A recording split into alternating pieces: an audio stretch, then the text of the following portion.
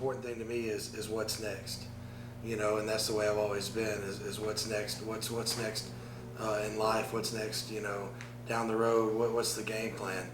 And this is an amazing opportunity that's come along, and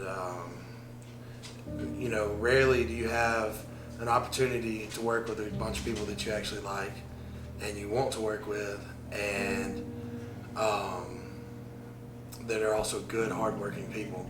And that's what we have here. So, makes sense. It's a risk, but risk equals reward, so. I would say the biggest drive to the change in my physique that you've seen from the Olympia until now, and pretty much which has been the last 10 months, has been a heightened sense of attention to detail, and within that also not only more attention to detail, but more attention to details that matter the most, and that being learning my body and understanding my body, so that when it comes down to what feedback matters, or what feelings, or aches, or whatever I need to pay attention to, not pay attention to, this, that, and the other, what foods work well, and at what times and what amounts. It's all just been a huge undertaking, really, me and Matt just really growing in our relationship as a coach and athlete, but also maturing in the sense of the direction we're headed, and understanding my body in a process of getting there.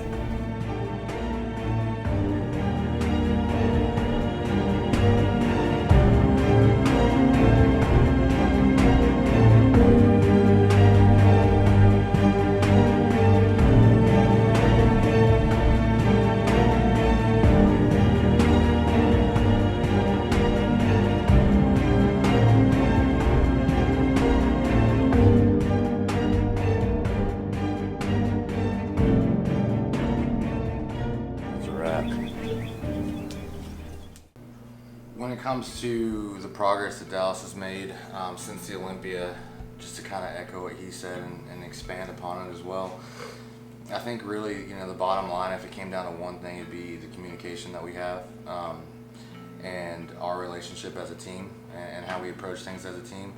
That really, I think, is, as we've grown, and as I've learned his body, and as he's learned me, and as we've learned to communicate as a team and be able to get our points across in a way that's conducive to progress, his body has continued to change and make progressive changes in the right direction because of that. It's never been an issue of hard work, or it's never been an issue of is he doing this right or wrong. It's more so just fine-tuning variables, making the most out of those variables. And honestly, physical and mental maturation, I think, has happened through just having more fun, and not stressing as much about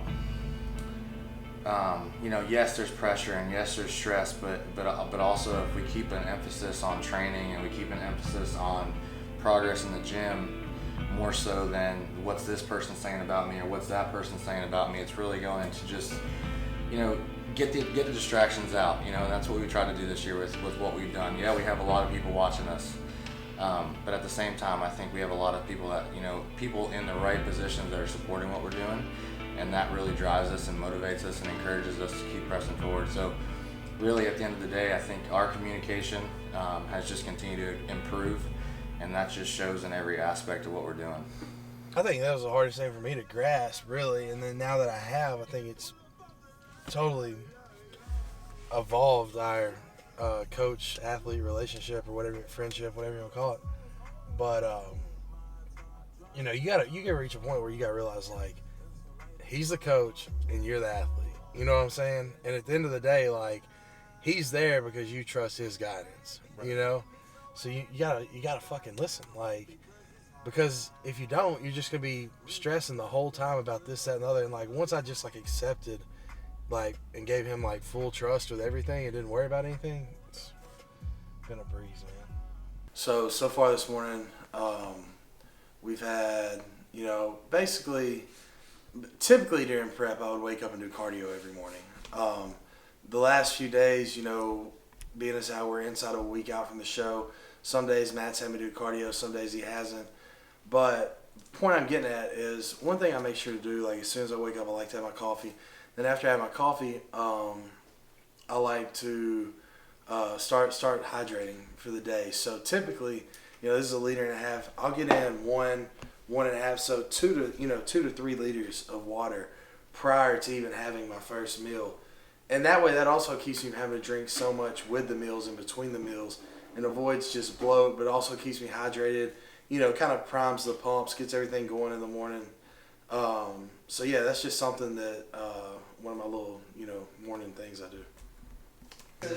Hi everybody, I'm Jordan, or Mama Joe as Dallas likes to call me. I'm Matt's wife. So while Dallas stays with us, I do a lot of the cooking for him, just making kind of that process easier for him as he's going through prep and weighing out. I get a diet daily from Matt that he sends me, and then I just follow it through the rest of the day. So we're going to go ahead and get started with breakfast. This morning he's eating 150 grams of oats. So I kind of weigh them out, but Dallas likes to cook them because everyone is particular about how their oats are cooked. So he cooks those, and then he's also doing eggs and then egg whites and whole eggs. So I'm going to make those for him. So we'll get started doing that.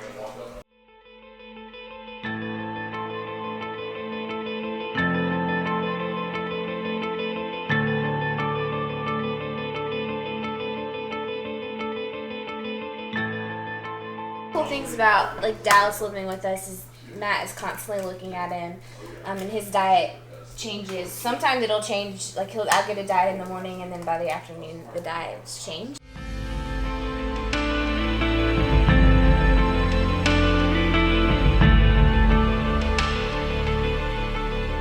love the oat process because there's a science to it, and he has perfected it. He's going to show you what the glute looks like, or the glop. It's got to be the perfect consistency. Okay, cool, yeah. Perfect consistency. I told him about the glop or the glute or whatever. It can't be like a drizzle or a blop. It's got to be like a it can't be a gloop or a drizzle. It's just got to be a slow, steady blop. Yes, there we go. Oh, I get 3 eggs today?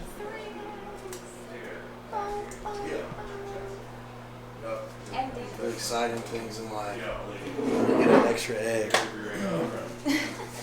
think these are going to be Dallas approved. Dallas approved.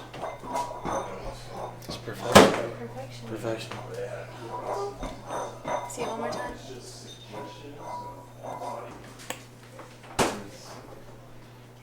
So typically after we take pictures in the morning, this is somewhat of the routine that we have. Depending on how Dallas looks or what's needed for the day, I'll come back in here and work on his diet, which at this point is changing basically every day. Minor changes, nothing major. Food sources are kept the same. And a few things to take into consideration when I make changes is that I'm counting all protein sources. All right, so that's something that might not be the typical, but that's how I like to work with how I do the diet setup that I do. So within today's diet, we're actually going to be increasing his calories, but as we increase his calories, I'm going to actually lower his protein because his indirect protein sources from carbs being raised and his fats being raised, his protein is going to increase through those means. All right, so as I'm going through this, you're going to see that some of the protein intake actually comes down from direct sources because of that. Okay, so I'm just doing some food prep today. Right now I really like to grill chicken just because it's summer and I like the way that it tastes better. So I do 2 different kinds of chicken. I'll do a cinnamon chicken and then a spicy chicken. So for spicy chicken, I'll use Mrs. Dash, some hot sauce, and just salt, and I'll marinate that for a little bit. I'm not even really marinated, just cover it, and then I'll just take it out to the grill. The cinnamon chicken, I just do cinnamon and salt, grill that as well. Then I'm going to do some potatoes today also because we eat a lot of Yukon, so. You boys like Mexico? Alright,